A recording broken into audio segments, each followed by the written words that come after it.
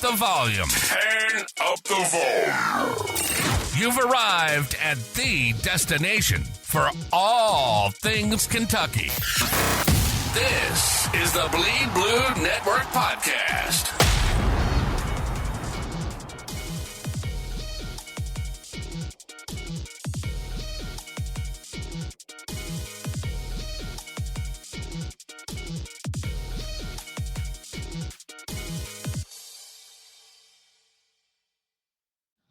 What is going on, Big Blue Nation?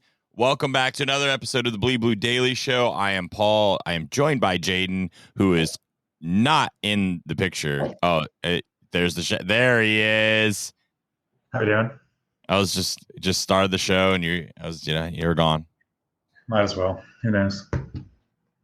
Just didn't know what happened to you, man. Like thought you disappeared like Cooper Flagg did in the last 5 minutes of the game last night. All I needed was some water, and maybe he needed some water. Well, I think we all need something. Last night was a lot. I'm sure there is a lot of people in Big Blue Nation right now that are nursing maybe a little bit of a sore head, a little sleep deprived, but very joyful. Oh, I mean, yeah, I would take any kind of post celebration negatives if it meant we got to beat Duke all the time. So you got to enjoy it when you get the chance, because honestly, it doesn't happen very often. Sorry, I'm yelling at my kids. So if you see my mouth moving and you don't hear me, I'm talking to my kids on the blink in the living room, telling them to chill out. They were out up last night. They were having a good time watching the game too. Oh yeah, Christian running around in his Reed Shepherd jersey last night. It was fun, but man, what a game last night. What an experience. I don't think we've felt the ups and downs of a game like that with finishing on a high in a long time. I think the last game maybe the hero shot against Houston in the Sweet 16. Where it was a big game where we kind of, we've played bigger games where we've won the game kind of handedly, or we've been in the game. But I don't remember a game where we were not playing well, went down by double digits, and still won in a long time. Yeah, we talked about it a lot on the live show last night during the game. It felt like we had been on the opposite side of that game 100 times in the last couple of years. Where our talent had jumped out early, had been ready for the moment, and they came out ready to play. They were excited, and then as the game went on, the Order experience kind of started to lean on them. They started to make their impact. They started to make the winning plays when everybody was tired, and we saw that our team was ready for the last 8 minutes in a way that they were not, even though that they had played so well throughout the entirety of the game up until then. It showed the inexperience versus the inexperience and the immaturity of the freshmen in a way that we've seen our guys do over and over and over again, specifically in this event, the Champions Classic. We see it all the time. By the way, just because I know somebody might ask, yes, I'm drinking an Alani, the Winter Wonderland. Is that your favorite flavor? Never had it before. First time I've ever had it. It's interesting. A little too fruity here, but yeah. It was nice to not be on the end of that, because how many times have we also seen like the rebound that doesn't go our way, or I've seen a lot of pundits and stuff now talking, like Kentucky has an experienced team, and you saw that in the last 10 minutes, right? They kept fighting. I don't know if we have a no names in the Kentucky lores of history, but this might be the no names. Because it's pretty amazing. If you listened yesterday, we had a 10-minute conversation about whether about what we needed from Jackson Robinson, all of these things that we needed Jackson Robinson to do all this, and then what was it? It was defense in the end that ended up. What did I say the keys to the game were going to be? Rebounding and timely defense in the last 2 minutes, right? And Amari Williams. And it turns out it wasn't necessarily as much Amari Williams. It was defense. It was rebounding, because the rebound sealed it. We had some big rebounds too. some really big key rebounds in the last couple of minutes, and we had a really timely defensive stand. So, I mean, especially in the last 10 seconds there. And it was amazing to see Mark Pope adjust and put on a five that had not played together. I don't know if that's five has played together all season. They went small all of a sudden. Well, I mean, yeah, small-ish, I guess. I mean, small compared to you didn't have Carr and Williams on the court. But we had said, sorry, I'm listening because my children are squealing. We had said Ortega on Cooper Flag would probably be a good decision because of the aspect of how physical he is, and he ended up guarding Cooper Flag on some possessions down the stretch. Amari gets in. I mean, look, I guess everything I hit, right? Amari was a big difference maker because he gets the steal, gets a steal at the end and forces a turnover on Cooper Flag. The defense was great, and the rebounding, all three of those things sealed. So I'm clairvoyant. Thank you very much. It's just I get all the credit for the win. It was. Yeah, but like the steal and the heads up of Ortega to get his hands in there when Cooper Flag's going and tries that little inside spin into the paint, like that's an experienced defensive play. What people don't understand is it's not easy to guard your man and know where the ball is at all times, right? Like that's why you looked at early in the game and Carr got caught ball watching, right? Flat ball watching, first possession. So Ortega to have that play to be but he was in perfect position too, right? He had his hips open, that where he could move either way. He had his guy within an arm's length. If he would have gotten the ball, he's not going straight to the cup, and gets his hand on there and gets the steal, hits the free throws, and kaboom, there you go. I mean, just an amazing way to end it, and the way they started hot from three and really didn't shoot well from three worth of shit the rest of the game. I mean, we didn't. And they went ugly. They got ugly buckets. They stopped trying to force threes. They got ugly. They dug in on the defensive side. They rebounded well. Every time Duke punched them in the mouth, they had an answer that never got, like, it would go to like 7, right? And then we would get it back. And they maybe go to 8. And then we get it back to 4. It would never, like, and what did I say in that? And even, again, clairvoyant. In the defensive piece, right, when we said, where I had said yesterday, it's can you stop an 8-point run from being 15? And Kentucky stopped it every single time. They had an answer. Every single time they stopped it from getting out of hand. And that was a massive, massive difference especially in the last 10 minutes, where you saw the inexperience of Duke. And then the big thing is once Kentucky started really punching, right, like really getting close, you saw Duke a little more shaky. They started forcing a little bit more. Cooper Flag tried to get to the right, just trying to force getting buckets. And we also talked about yesterday, hey, he needs to be at, like, I would say 25 or less, and that's where you want him, and then you want everybody else to beat you. And he had 26. Yeah, he was awesome, to be honest with you. The last 2 minutes, he looked like a freshman that had gotten tired, and he looked like a freshman that had gotten cramps in the first 2 games of the season. He ended up not getting cramps this game, which I was like secretly in the back of my mind not hoping would happen, but was like counting on a little bit. Was he amazing though? I mean, he was pretty dang good. He was 9 of 9. He was 9 of 19. Yeah, it wasn't like he had an amazing. It wasn't amazing. Now here's the other thing. This is the kicker on this, right? Knipple was 5 of 15 in the first half. He got a lot of shots up, right? He hit some tough shots, so we give him that. He did a couple. He did not get a bucket in the second half. They basically made Duke one-dimensional in the second half. Yeah, and they ended up pretty much deciding that Ortega was going to stop Knipple as much as possible, as opposed to Flag.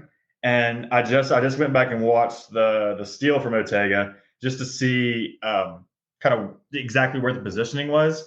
He was guarding Knipple on the play where he rips the ball from Flag, and Flag is pretty deep in the paint. I mean, he definitely takes a gamble, but as soon as he sees Flag's head turns, he jumps at it, and he knows that the spin is where Flag is going on that move.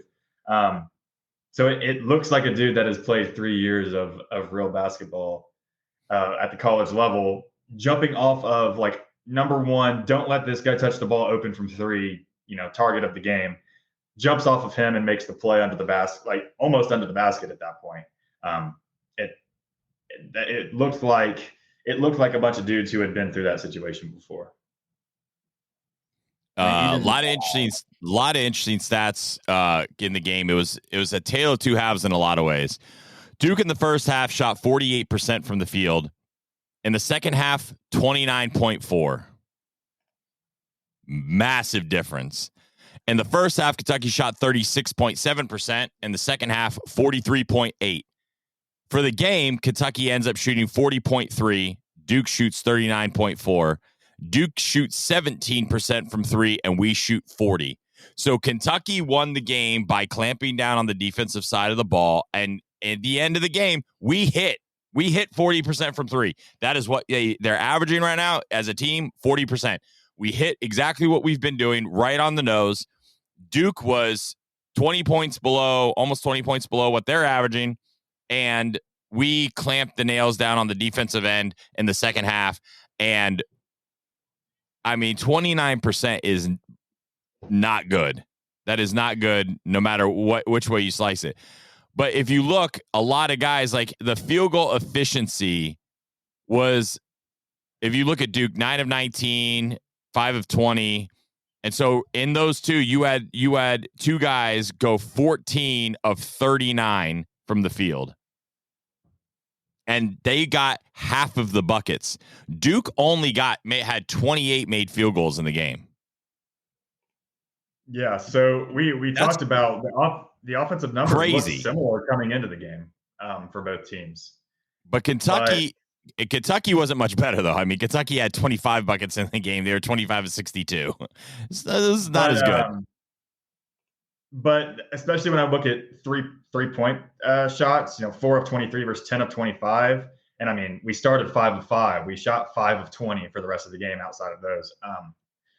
But we got non-shooters to shoot a lot of threes, or at least the shooters had to shoot contested threes.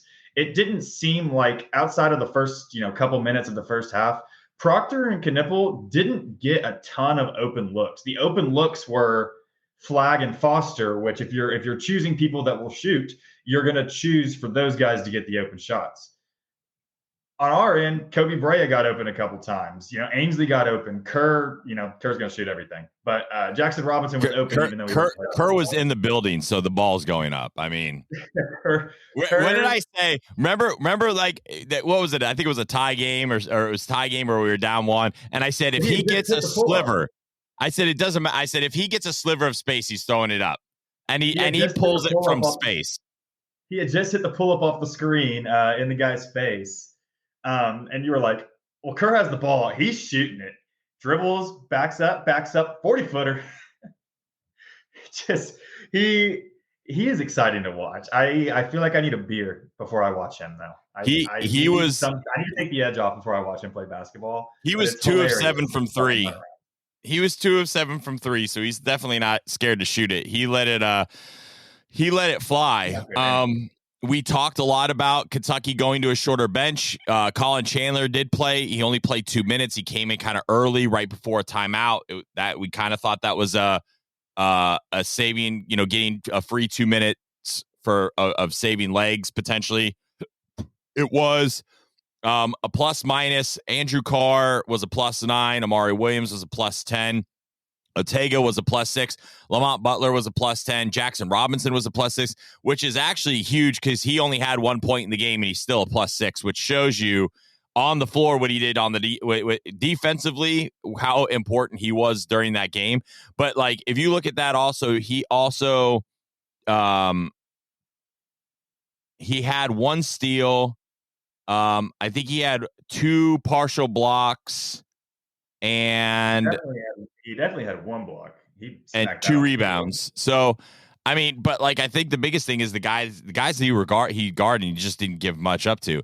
Brandon Garrison was a -7, But Brandon Garrison had a -7, I think, mostly in the first half, because that man was an absolute monster in that last 10 minutes. When we went to him in that little stretch, he changed the game completely with that. Like, he's not polished, but he might be the best raw physical specimen of an athlete we have, because he is, boy, is he quick. He has the ability to just go. And then Lamont Butler basically pulling a Keyshawn Johnson, just give me the damn ball. And like, you saw him taking the ball with way more determination and deliberate attacking. It was attack all the time. He wasn't doing anything but attacking. And that changed the game the last 10 minutes as well. Yeah, when we started talking about some of the shot selection getting erratic, and you were saying that you thought they were playing a little too fast, Lamont comes in, didn't necessarily play slower, but it was him. He was saying, I am getting to the rim, and I'm gonna get 2 feet in the paint, and I'm gonna create some type of offense for either myself or the team. He got to the paint, got an and one. I think he had another layup earlier in the game. And then he creates the offense. If you build the advantage in transition by getting 2 feet in the paint, then the defense is in scramble mode for the entire possession, and you can find open shooters, and you can find guys that aren't getting the attention that they should have in transition. The biggest thing that I saw, especially with Colin Chandler, is that Pope showed no loyalty. He saw Colin Chandler just didn't have the matchup. He didn't play well in his couple minutes. And Pope said, you know what? He's a freshman. It's not his day. Let's go with our experience. We don't have to play him right now. We're deep enough to not need to play him in this game today. And he did that. He stuck with Jackson despite the bad offense, because analytics said that Jackson was playing well and the team was playing well with Jackson out there, despite a 1-point performance and not making a field goal. I feel very confident if we played Duke again, because I don't think we played phenomenally well and still won. Like, that team, like Duke is, I see what people are saying with the talent, but I don't feel like we don't belong on the court. I don't feel like there was anything there that was like, oh, we can't beat these guys. I thought we played exceptionally average in the first half. Some of that was due to them. Some of that was due to the fact that I thought we played really fast. We didn't take good shots. And I mean, this team's going to get better. Duke's probably going to get better. But I like the makeup of this team, because what we talked about yesterday, the number one thing, right? Jackson Robinson didn't play well. But guess what? The flip side was everything, right? We said if it was a lower, kind of uglier game, Duke might have the advantage because they've got some different ways to score. And guess what? Kentucky turns out that they've got ways to score in an ugly. I think that was the big unknown. Can Kentucky win ugly? Can Mark Pope figure out a rotation when certain guys aren't playing well? What is the 5 that goes out of the 9, right? And he figured it out. Kentucky won ugly in a way I don't think we thought was the way this team could win. And that's terrifying, because they found a way to win, not playing together in a game that they weren't necessarily shooting lights out. This team now can go out, and if they are shooting, like, this is a terrifying team, I think, now, even more so, because they showed grit and determination on the defensive side of the ball. That was maybe a question. Rebounding was a question. They did that really well. And getting points in the paint, I think the biggest thing with this team is not taking dumbass shots, like to then go, hey, it's not our night, and adjust, because that's where you can get bit. I think it's, if they can find that healthy balance more with the shooters they have, that's the thing that's going to make this team ultimately stupid deadly, because then you have an inside presence, right, with an outside game that's lethal, and maybe you're not taking 25 threes, you're taking 15. But if you're 9 of 15, I'll take 9 of 15 all day over 15 of 35. Because it means our efficiency is probably better, because our paint scoring is going to be higher. If we're not taking 33s, 25 to 33s, Kentucky's probably doing a really good job of getting the ball inside and playing a good inside-out game. Yeah, and speaking of getting the ball inside, we talked and we posted around social media. Points in the paint, 28-6 in the first half for Duke. Points off turnovers, it's 11 now. They've updated the stats in the first half for Duke. They fast break points 8-1 Duke. All of these things were adjustments and things that Pope talked about. KSR post game and his post game interview. They locked in, especially on transition ISO. Stopping one-on-ones and transition and trying to play team defense and try to corral instead of getting some of those one-on-ones. But I mean, second half points in the paint, 20-18 Kentucky. Fast break points, 9-4 Kentucky. You can see Pope made an emphasis on a couple of key spots in the game at halftime, and made the adjustments that they needed. He talked about points per possession on ball screens for defense. It was way too high in the first half, he said.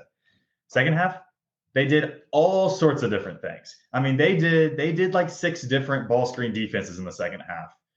And they switched it up. What did we talk about earlier, right? That 2-2-1 full court press. They sped Duke up a little bit, right? They made them not feel as comfortable in the offensive set. They did run zone. What do we say? The over-under was 8 possessions, right? Yeah, something like that. I don't think they ran at 8. I think it may have been 3 or 4. But they ran a couple possessions.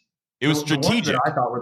The ones that I thought were the most fun were they ran a couple possessions where the ball screen was zone, but everything else was man. Yeah, and that was weird.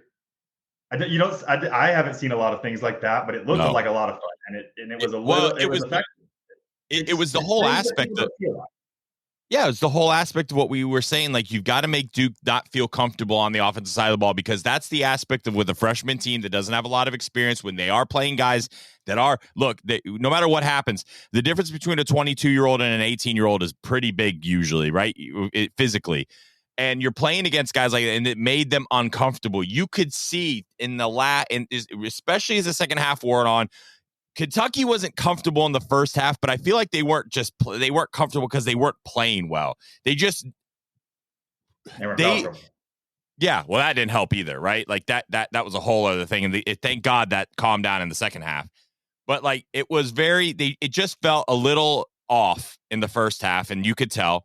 And then I think in the second half, you started to see Duke really be uncomfortable, and Kentucky never really it was almost the mentality that they had of we're down 7, but I didn't ever I know someone said it doesn't feel like we're winning.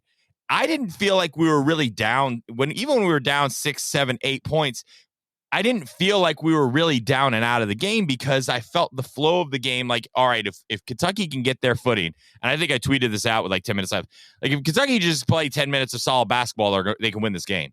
And that was kind of what ended up happening. I don't think they ever really flinched. That was the other thing we noticed about Mark Pope, right? The thing that you saw with Cal, especially in the last several years, things were going at Cal like this, right? Like, you remember him pointing, why would you do that? Right? Like all those kinds of shit that you would see from Cal. Jumping up and down, running out of the coach's box, go, right? I don't think you ever saw Mark Pope do. Mark Pope was very this, right? Now, he got animated sometimes with the refs, which I think you need to as a coach, right? But even when like he pulled Jackson Robinson off, what do? He's put his arm around him and he's like talking to him like he's patting his chest. It wasn't a dressing down. It was encouragement. Hey, man, like the game is going to come to you. Like, keep going, right? And I think that's the thing. Like, when you have a leader at the helm with a bunch of guys that are like this, I think they all have that chip on their shoulder of like, we never thought we'd be wearing this, right? Like, this is the thing we never thought we'd be. And he's just reminding them, like, nobody thinks you deserve to be here, right? Nobody expects you guys to win. Nobody expects all this. And what happened at the end when the final whistle goes? A no name that nobody thought of gets an offensive rebound off of a free throw and seals the game over the God himself, Cooper Flagg. Hey, but we can't play with him. We can't. Oh, God. Speaking of, we haven't talked about that. Jack Pilgrim posted the video. If you have not seen this, go to Jack Pilgrim's Twitter. And he posted the Duke players. You could hear them saying they can't play with us. Well, Duke, I got a thing for you. Not only can we play with you, we can beat you. So, for sure. How about them apples? Yeah, and you were talking about kind of picking up players and some of the things that Pope was doing. He got on a couple players. He got on Garrison at one point. Kind of yelled at him right after. He's with them, chatting it up with them. He's patting him on the chest like you said he did for Jackson, and he pulled Jackson aside, got on him, pulled him aside, and showed him he loved him, right? But even the getting on him isn't. But the getting on him isn't like Cal used to like get down, right? And like almost look like he have Tourette's. He would just shiver, yelling at guys on the bench. When he just shakes and doesn't say anything. But like Pope, when I don't feel like he was yelling. I feel like he's coaching, right? Like, hey, like you can't go this way. You like stay in like it was like better. Yeah, even in the aspect of maybe he's getting on them or something, right? It's not in the aspect where I feel like they are feeling attacked, right? Because look, the last thing you want to do when you're in the Cal teams especially is an 18-year-old kid on the bench getting a dressing down in front of 20,000 people in the arena and another 1.5 million people or something like that watching TV.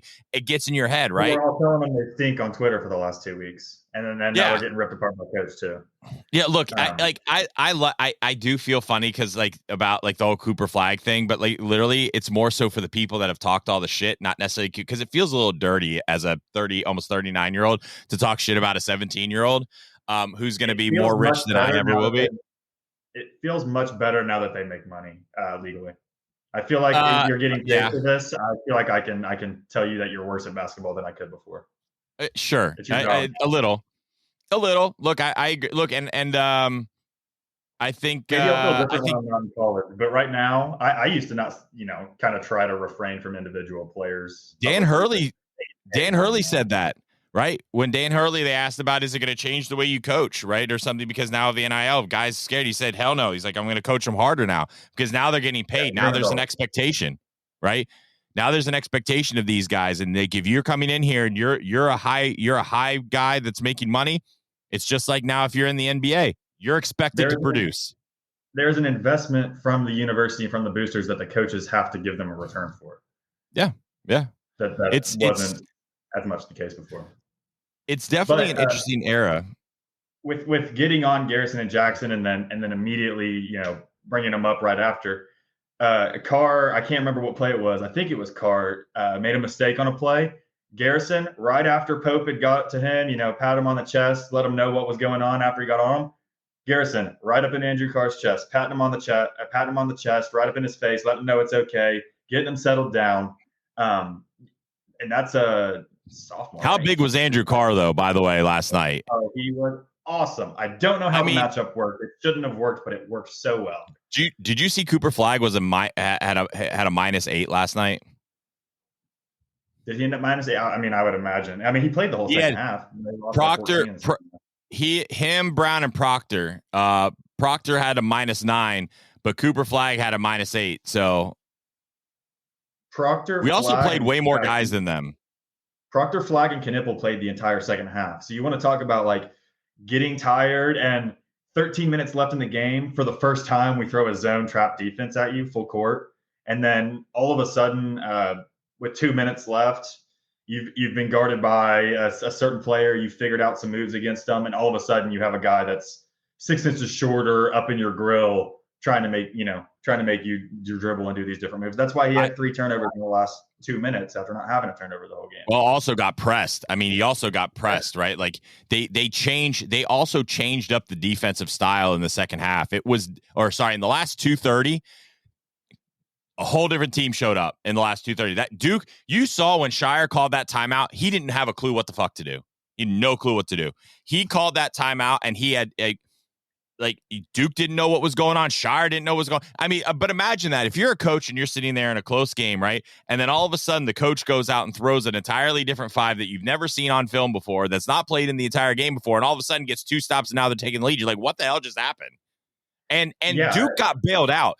That shot that Flag hit and won was a very soft foul because he turned in and always just standing there. He didn't move. Is that Brad? And Was that Brea that got that? I think it was on. I think it was.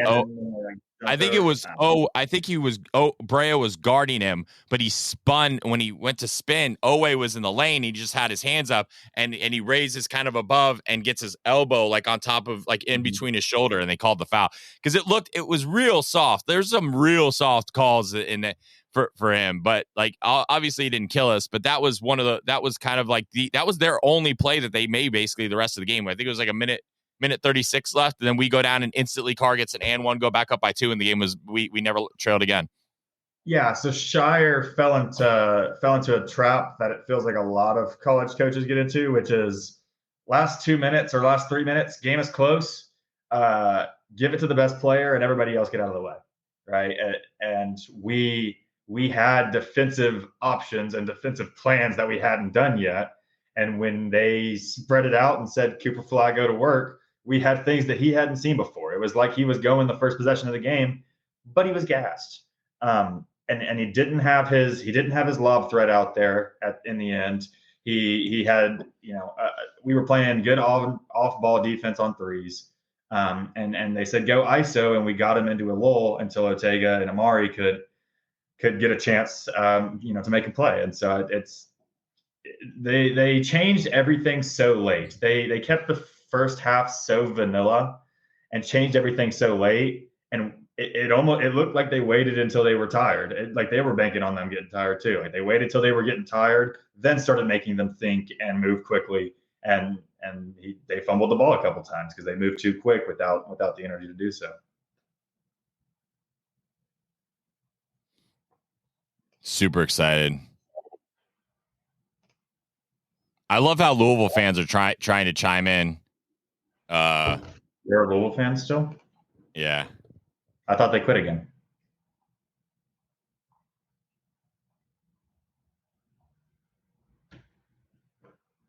Louisville fans, that's kind of weird to be watching us, is it not? Like, would you ever watch a Louisville Daily Show, like on social media? No. That's weird. I mean, I appreciate it. Thank you. Would anybody? Yeah, but you're weird.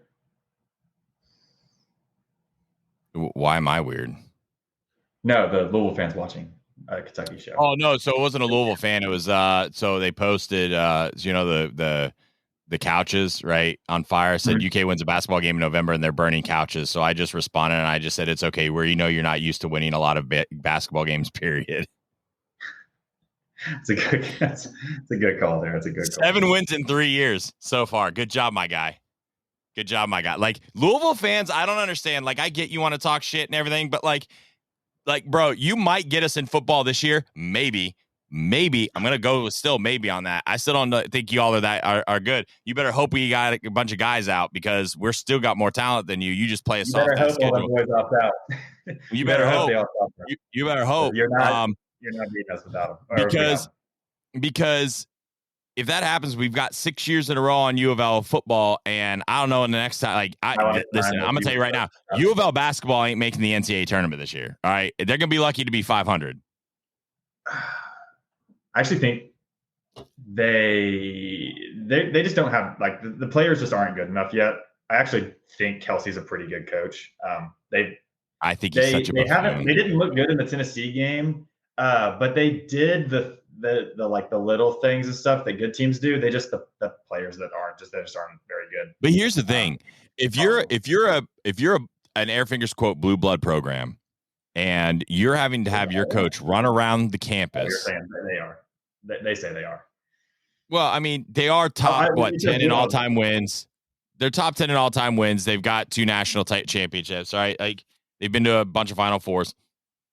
So technically, they are, right? Like if you're in top 10 in all-time wins, you probably are blue blood, more than likely, right? It looks so dumb to recruits that your coach has to run around the campus and ask people if they're coming to the game. Like that is such a bad look because Kentucky's just going to sit here. Like if you get into a recruiting battle with a kid in Kentucky, like what are they going to do? Hey, look at this coach. He's got to beg the fans to come here. Look, there's 22,000 here. And we don't have to go run around campus and beg anyone to show up.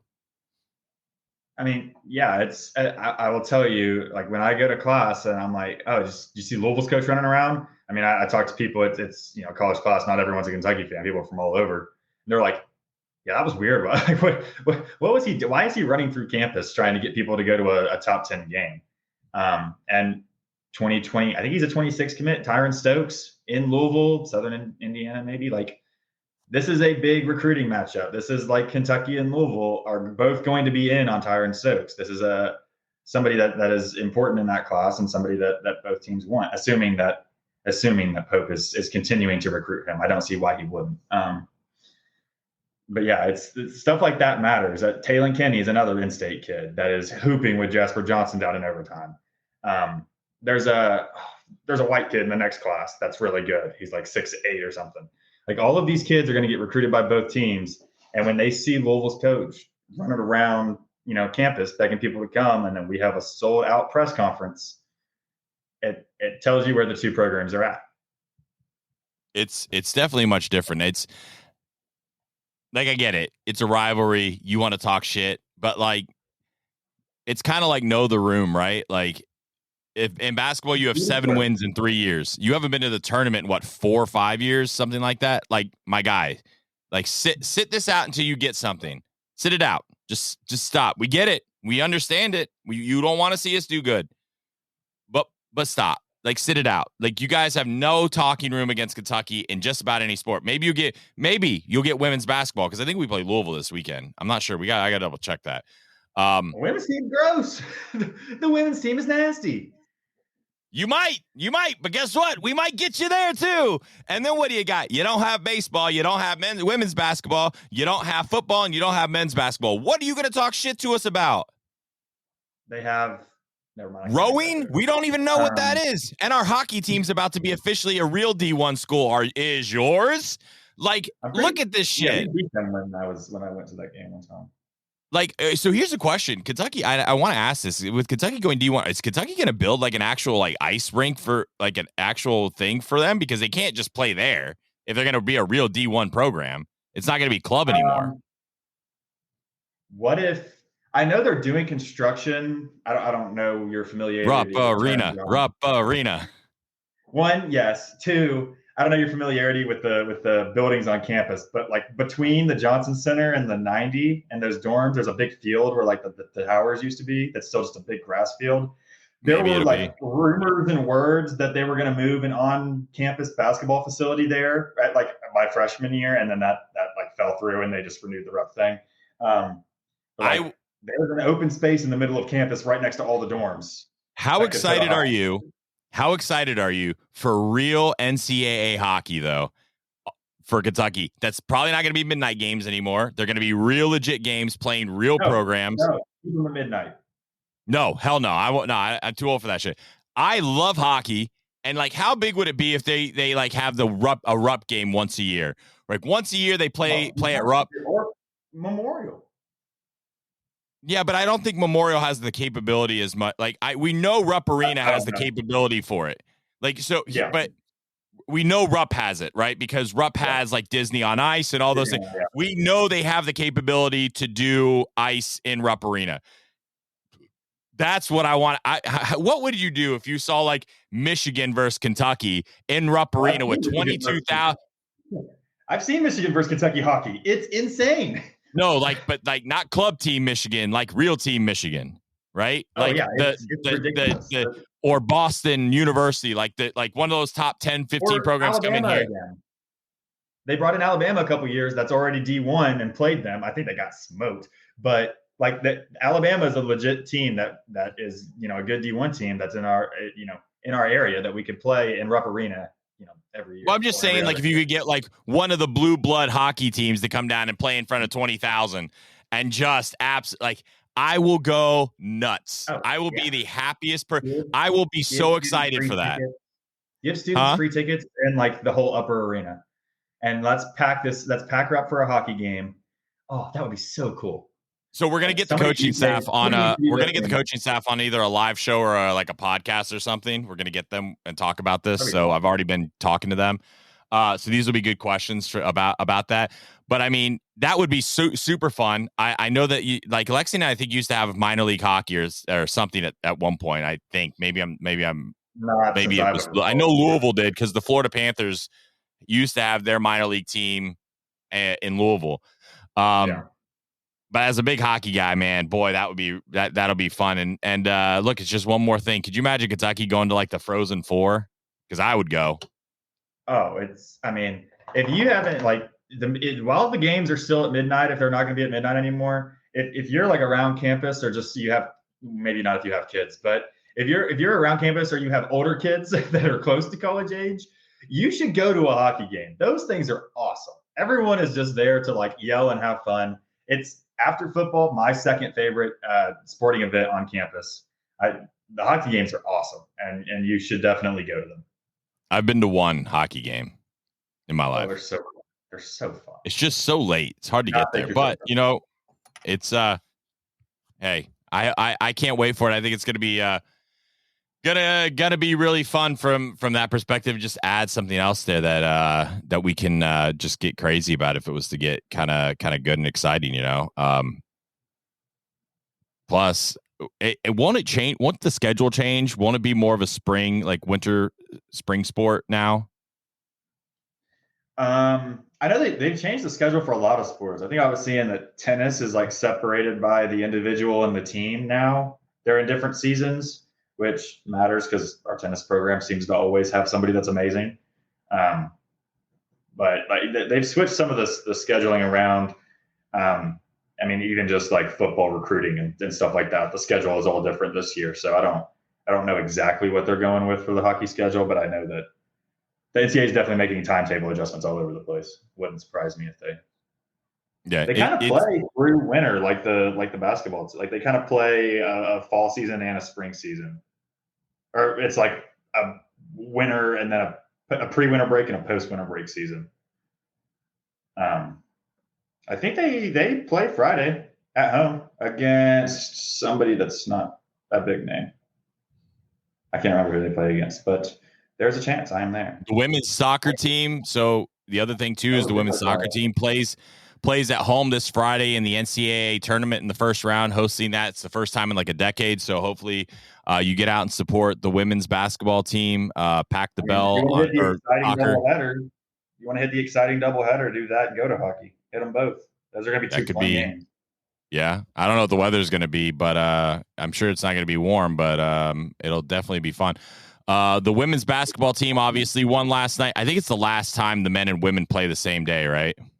I hope so, because it was unfair that they did not get a chance to get the spotlight last night, because that Wofford team is like pretty good. They picked up to win as first in their conference, and they beat the brakes off of them. It was never competitive. It was never close. They beat them by 30 something.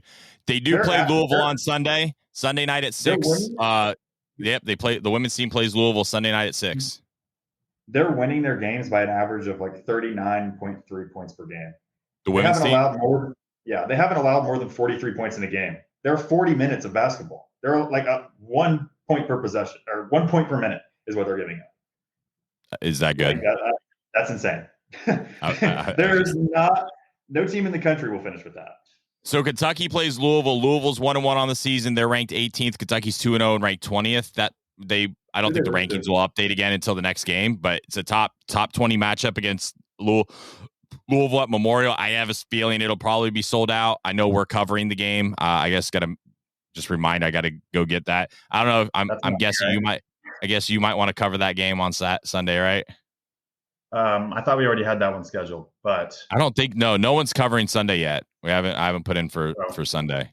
So okay, well then I guess I can, but let me double check with some of the other people. I think I might do it too. I might cover that game. I'm debating covering that game myself, but we also have extra tickets too if we want to. If people just want to go. I think I plan on going currently, but I mean I get free tickets as a student, so.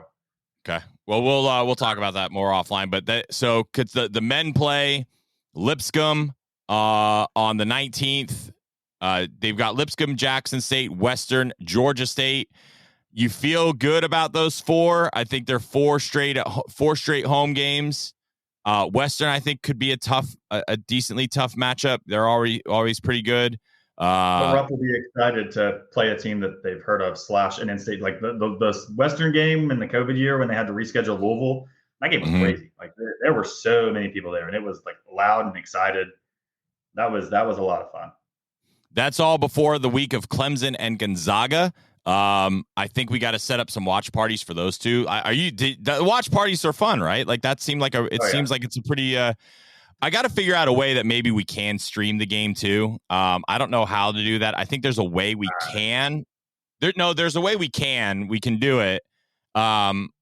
Because people do it. I just need to see if it's feasible now. It might not be now feasible. It might have to be a down the road feasible, but it could happen potentially. We just have to play it out. But we won't do it. We will always do things legally here. We're not going to just pirate it. We want to be legit. We don't want to get in trouble and everything. And I think there's a way to request some stuff, but we might not be hitting the things just yet that we need to hit. For that, but we'll see. Message boards are coming to the Bleed Blue website. Jaden, it's a free site, no paywalls. Should be an interesting experience. It's exactly my kind of stuff. Sorry, my dog is like down here and she just jumped on me. It's exactly my kind of experience. Don't have to pay money. Just click on it and start talking to other Kentucky fans. It's going to be a good time. I'm excited for that. All you got to do is log in. All you have to do is have a login, make a username, just like other sites. You can't just like walk in and comment. So we'll be a little bit like that, but you will not have to pay for it. Yep. But it's going to be awesome. Yeah, and I'm looking forward to that. There's Kentucky's football. I didn't get any meat of the media. Huh? Can we not? Can we skip that sport? All right, Kentucky plays football this weekend. There you go. Murray State's really bad. Cutter Bully might play quarterback. That's the story of football for the week. We'll talk about that on Thursday and Friday. Actually, no, I want to ask: is Murray State the worst team that's ever like come here? They're really bad. They're 1-9. They're 1-9. They're bad. All right, but that's. All right, we'll talk more about that tomorrow. We're going to talk basketball. Let's stay positive. We got plenty. Thursday, Friday, we can start to bring football in. All right, and I think we got to talk more women's basketball Friday too, because this is a big game, right? It's so we're going to look at that more. Obviously, the women's got some interesting games coming up. They've got a lot of good teams. Obviously, they've got Louisville coming up. Then they've got Arizona State. I mean, this is a run here of 3 straight games: Arizona State, Illinois, and North Carolina. And yeah, although those teams are pretty decent, and we'll definitely give them. North Carolina's ranked 13th. Yeah, the other two teams are not. Kenny Brooks is not scared to schedule teams that can compete with them and give them different challenges. And it's encouraging. They're going to be ready to go because it's a lot of new players playing together for the first time, the same way the men's team is. I mean, the women's team is they got 2 of them back, but it's still a bunch of new faces doing a bunch of new things, and they're trying to figure out, and they're going to get plenty of chances to see if they have what it takes. Are you disappointed that we do not get South Carolina in Memorial this year? I guess a little bit, but I think LSU's the highest ranked team. I'll say yes, just because. Nope. LSU I've been to both.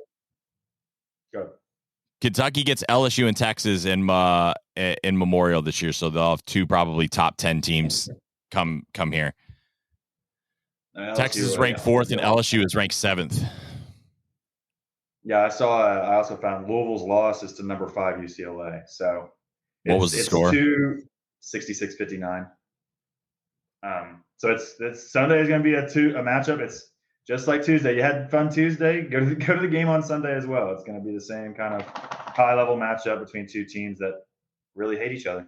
I hate. And it's also a lot of the same kind of narratives, right? With Kentucky women's team of like first kind of test. How's Kenny Brooks going to handle the rotation, right? Like there's talent there. Is it gelled? There's a lot of those kind of cool questions. There's a lot of parallels here that I think is going to be interesting. But it's like don't let us make a run in the men's and women's tournament, because if you think we're insufferable after winning a game in November against Duke and burning couches on a Tuesday night, you should see what'll happen if we get two basketball programs going absolutely ham at the same time. The state won't even know what to do with itself. Oh, I mean, yeah, and people still need to watch the women's team. Get to the game Sunday if you can. They are humongous. Like the way that we saw the size for Duke play a factor for a large part of the game last night. The Kentucky front court does the exact same thing to teams. They wall up, they swallow teams up in the paint. They have explosive scorers shooting all over the place. Georgia O'Moore is a monster. They're a whole lot of fun. They run, they shoot, and they are the tallest set of people that I've ever seen. Well, hopefully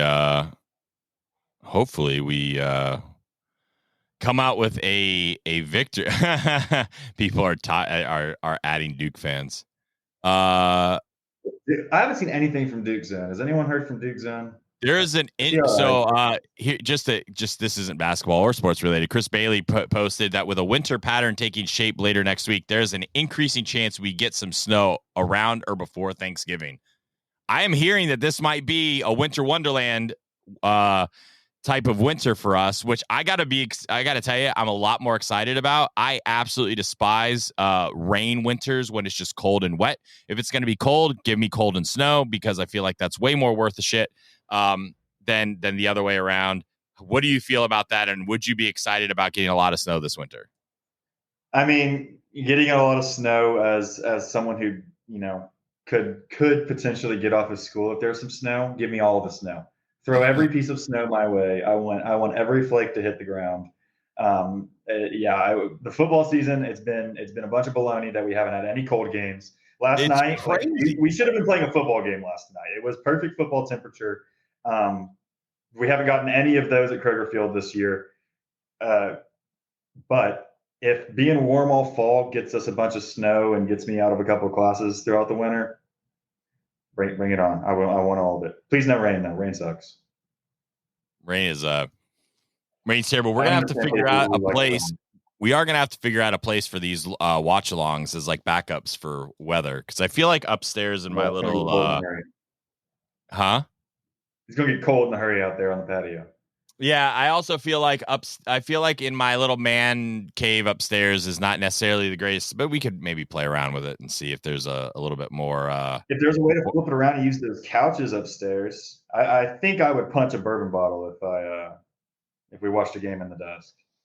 I'm sure there is. High five system wouldn't work exactly the same. We'd be all thrown off. I'm sure we can figure something. We'll figure something out. We'll have to figure it out. They beat Duke. Yeah, that's all that matters. We beat Duke, so the watch-alongs are fun though. I think it's definitely a lot of fun for Rando who can't get to games. So there's going to be some games I think he's doing this not with us, because we will be at Rupp enjoying the fruits of the labor. But it's imagine what these watch-alongs are gonna. Imagine what these watch-alongs are going to be like for an NCAA tournament run. Rando is going to he's going to have like a Tuesday night home game where it's just him against somebody, and we're going to go to overtime and against somebody with a losing record in the SEC play, and he's going to be throwing a fit on the live show. He's going to be cussing at everybody. He's going to be I've got the media. So I've got the media Wi-Fi for Rupp Arena, so I could literally jump on in Rupp and just be like, "Hey, calm down, my guy." Somebody's gonna need to have an eye on Rando. No, I could only do it for like 30 seconds because you'd get in a lot of trouble. Like, you're not supposed to live. Like, I don't think it would be as big of a problem probably if I'm like not watching the game, right? Like, if it's not at the court, if it's right here. But I wouldn't do it long because I don't want anybody to get. I wouldn't want to get in trouble for it. But I know I could get away with it for like a halftime or something like that easily. Oh, probably, yeah. I mean, you just pretend you're on a phone call and do it. I mean, it's not like none of the content is being changed. I think actually if I'm in the concourse, it's fine. I just would probably just walk out which is great because where our seats are, it's literally like right on an aisle, right at the top of the lower level. Just walk right out, and you're in the concourse anyway. So yeah, if you get a chance to do a watch along with Rando, he is hilarious to watch the games with. I got multiple texts talking about how funny Rando was in the last 4 minutes of the game. They said they felt like Rando was in Atlanta with the team, like playing on the court. It was intense, man. We were locked in. We've all been around each other for a while. We've been around each other for a while now. I don't think but football hasn't gone the way we wanted. And but this is like the last two games. Well, the last two games is the first time we've watched games with each other, right? That was the first game you and I have watched together. Yeah. And the intensity really started to come out. And I think the interesting thing, and it'd be curious to hear about this from other Kentucky fans too. Like you had it in you from basketball, but it's been so blah, right?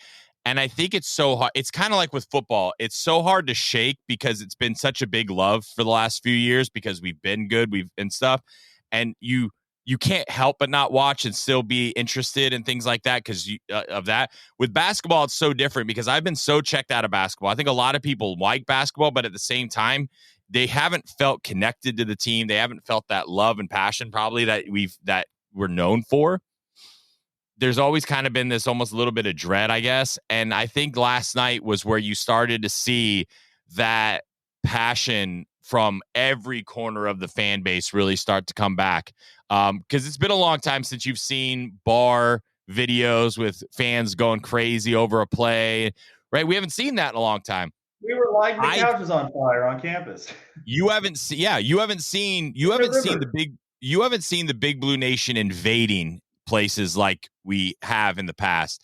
I think there's a lot of places in danger this year because I think Kentucky is going to invade a lot of houses, and that tournament, the SEC tournament, the NCAA tournament, I think is going to be a very, very big thing that people don't understand, that the Big Blue is coming, and you're going to see a groundswell for this team and behind Mark Pope that you haven't seen with this fan base in years. Yeah, I'm trying to look right now. Don't we play? This is such a random thing. Yes, Vandy is on a Saturday. That stadium will be blue. We might go to that game. Maybe we'll do a road trip. It's a Saturday at 2:30. But yeah, like the stadiums like that, like there's going to be some UK. There's going to be a UK section in Knoxville. There's going to be a UK section in South Carolina, and some of these stadiums that we always see a section. Florida is going to have some UK fans there. It's a lot of people are super excited. I mean, there were people from all over the place on our. The get-in price right now. The get-in price for Clemson is $45. Well, when is that? When are we? Tuesday the 3rd. I mean, I have no idea what I'm doing Tuesday the 3rd, but it's a 6-hour drive. Clemson's fine. You ever been to Clemson? I've driven through Clemson. I went to. I feel like a 6-hour drive is a lot. I feel like that's a really long drive. Nah, 6 is easy. No, I feel like that. I feel like it shouldn't be that long. Oh yeah, it's just that one road through the mountains from like Knoxville to like. Oh yeah, to Asheville. Yeah, it takes that takes forever. Yeah, Clemson's a lot. I went to Clemson. They played UConn like 2 years ago in football. I was there for that. It's I mean, they played UConn, and the tailgating scene was insane. It's a different thing going on in certain places of the world. Well, it's a different thing also, like with especially football, national championship winning programs. Like go to a game in Miami and go to a tailgate and see exactly what. I mean, you won't even understand what you just hit. But that's interesting. I mean, like I was interested that the tickets yesterday, the get-in price was pretty cheap. So I'd guess that you're going to see a lot of Kentucky. I'd venture to say you're going to see a lot of Kentucky fans in Clemson, South Carolina, for that game. Also, we haven't played them. I don't know the last time we played Clemson. The get-in price for for the game against Gonzaga is $54. $54 for the get-in. That's a lot farther. Sure, no, but look, it is, but still, like, it's interesting to see some of these big games that you're like, oh, like, you know, what is it? The CBS Classic? Is that the other one that we play against Ohio State? Yeah, that'll probably be $4 to get in. $4? Where is that this year? Madison Square Garden. The get-in price for that game for that right now is $87. That needed it. Yeah, if that was like anywhere else, that would. It's actually easy to get to New York because if you were to fly from CBG, you can get a direct flight into LaGuardia or JFK, and you can get them. You can get round trip. You can get round trip to New York for under $200 sometimes. I mean, it's not that bad. And I tell you, I wouldn't want to drive to New York City. But it's cool, right? Like, you see all that. It's interesting because you're seeing a lot of these. I'm just kind of looking at like games that are coming up for Kentucky, you know, where people might really 4 all-time versus Clemson. The 97 championship team lost to them in overtime in Indianapolis. Mm-hmm. We are cursed in Indianapolis. Yeah, I don't want to play there. We lost to them in the NIT in 1979 in Lexington in overtime. Interesting. The 98 team beat them though by 15 in the Premier Classic. I don't know if you remember that. That was a top 15 matchup. That was the last time we played them, was the 98 championship team. Clemson's not ranked, right?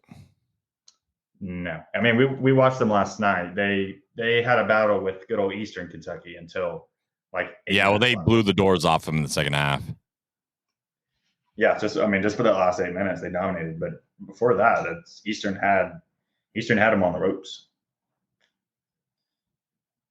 Are they receiving votes or anything? Let me see. I don't know. They didn't look fantastic. That big guy looked good, but yeah. Well, it's going to be interesting. We definitely have a lot of really fun, winnable games in the next couple of weeks. Kentucky's 3-0. I'd say they're going to be 7-0 going into that game at Clemson. If they start the season, if they beat Clemson and Gonzaga, I don't know. I mean, hypothetically, if they go to Seattle and beat Gonzaga, I begin. If Kentucky wins out through Gonzaga, are they number one? Kansas is 1. Sorry, I had to cough. Choked on the water touch. But Kansas really doesn't. They've maybe looked like number 1 so far, even though they're not number 1. I mean, in the one game, and then they didn't play that good against Arizona State. Kansas has one top 25 matchup between now and at some point, right? Do what? Kansas plays Duke at some point, I think. Oh, never mind. They do. They have 2. Sorry, I just saw. So Kansas plays Duke and Creighton. We've already played Duke.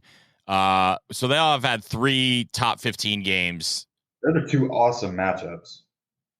They'll have had 3 top 15 games before conference play, and we'll have had 2, right? Yeah. Top 15 games? But we will have 2 top 10 games, and they'll have 2 top 10 and 1 top 15, assuming nobody loses.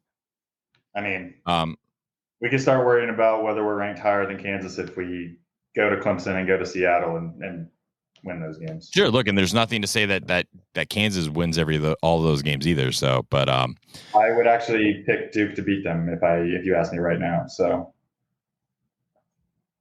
That's interesting. Well, they play in 13 days, so we'll see exactly how that goes 13 days from now.